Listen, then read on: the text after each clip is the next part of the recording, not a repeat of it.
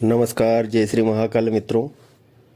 आज आपको आसन, बंधन, रक्षा घेरा, रक्षा सूत्र साधना से पहले जिनका उपयोग किया जाता है उसके बारे में थोड़ी सी चर्चा करते हैं। तो देखिए कि कोई भी साधना करने से पहले बहुत सी साधनाएं होती हैं जिनके अंदर इनकी आवश्यकता नहीं होती है, लेकिन तामसिक रूप में करने वाली बहुत साधनाएं ऐसी होती है जिनके अंदर रक्षा घेरा और शरीर बंधन, आसन बंधन आदि करना पड़ता है। तो उसका देखिए वैज्ञानिक दृष्टिकोण से भी कारण जानते हैं कि जितनी शक्तियाँ आती है उनके साथ में कुछ नेगेटिव एनर्जी या रेडिएशन भी ऐसा आता है जो हमारे शरीर के ऊपर प्रतिकूल प्रभाव डालता है।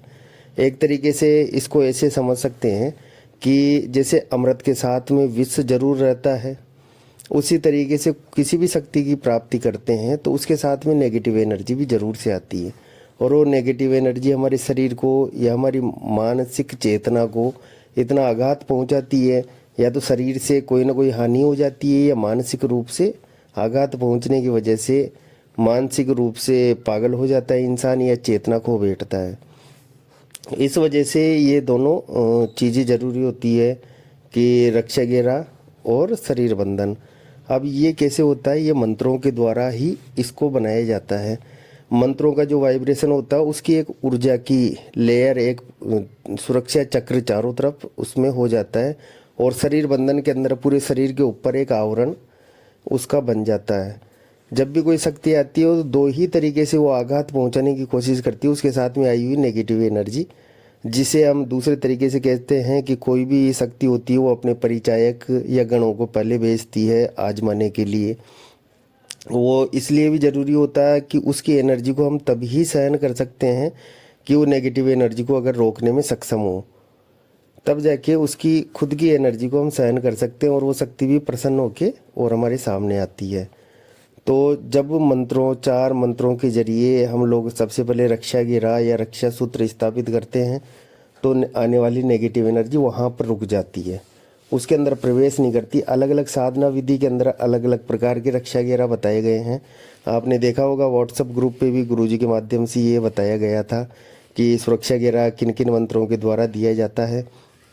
अलग अलग साधनाओं के अंदर अलग अलग मंत्रों के द्वारा सुरक्षा घेरा होता है। हनुमान जी का हुआ, भैरव का हुआ, काली का हुआ या शमशान का हुआ, सब अलग अलग प्रकार के सुरक्षा घेरे रहते हैं और अलग अलग साधनाओं के हिसाब से उपयोग में रहते हैं। कुछ एक ऐसे सुरक्षा घेरे या मंत्र भी होते हैं जो सभी साधनाओं के अंदर कार्यरत रहते हैं, सब में काम आ जाते हैं। तो वो गुरु शिष्य परंपरा के अंतर्गत ही वो चीज़ें सीखनी चाहिए। अब शरीर बंधन क्यों आवश्यक होता है? कई लोग बोलते हैं कि खाली सुरक्षा घेरा दे दिया तो कोई भी चीज़ अंदर नहीं आ सकती, फिर शरीर बंधन क्यों आवश्यक है? तो देखिए कि जो भी साधनाएं की जाती है एक तरीके से जैसे आपने 3D मूवी देखी होगी उसी प्रकार से स्थितियाँ उत्पन्न होती है। साधना करते करते टाइम पे जब बैठते हैं तो आंखें बंद रखो या खुली रखो, वो सब चीज़ें ऐसे बिल्कुल सामने दिखाई देगी कि जैसे हम पे बिल्कुल एकदम से आ रही, जैसे 3D मूवी के अंदर आती है। और शरीर के ऊपर शरीर बंधन इसलिए आवश्यक होता है कि शरीर के ऊपर भी वो चीज़ प्रभाव डालती है कि वो अंदर तो आएगी नहीं, लेकिन शरीर पे प्रभाव ऐसे होगा कि मानसिक रूप से हमारी चेतना के ऊपर प्रहार होता है उसका, कि बुद्धि एकदम से घूम जाती है या मदोसी आ जाना, बेहोश हो जाना या पागलपन का शिकार हो जाना। तो इसलिए शरीर बंधन सबसे ज़्यादा आवश्यक होता है सुरक्षा घेरा के बाद के अंदर। तभी तामसिक साधनाएं कोई भी हो तभी की जाती है।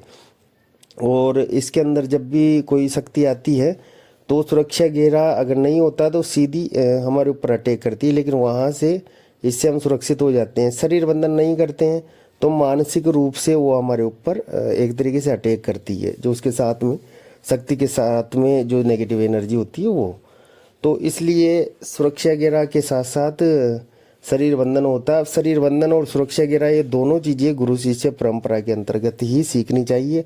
हम लोगों ने व्हाट्सएप ग्रुप का लिंक कई बार आप लोगों को दिया है, आप उसके माध्यम से जुड़िए, गुरु दीक्षा लीजिए।